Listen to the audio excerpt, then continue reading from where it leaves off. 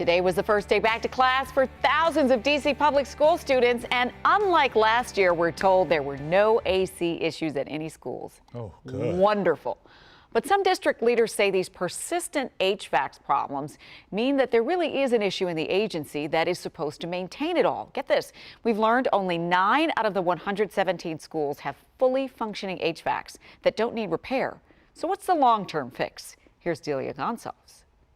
Well, I would push back. Keith Anderson, director of the Department of General Services, defending his agency despite criticism by council members that DGS is failing to maintain cool and safe conditions inside the schools consistently.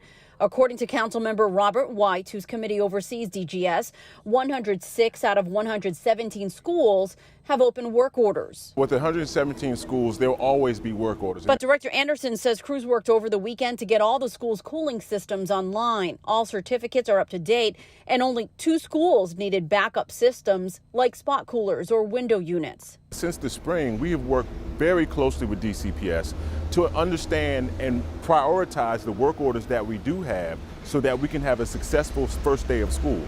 But we are also seeing HVAC issues in our newest systems. That identifies an underlying problem with some of the systems that we're using or some of the contractors that we're using. Are you confident in your 9 contractors? I am very confident in our contractors that are maintaining our mechanical systems and the many more contractors that help us build, maintain, and sustain the District of Columbia's real estate portfolio. At the height of the pandemic, DCPS leaders assured families they invested $24 million on HVAC improvements. But WUSA 9 has learned that money did not actually rebuild or repair any HVAC systems. According to the director, those funds were spent on inspections, HEPA filters, and monitoring.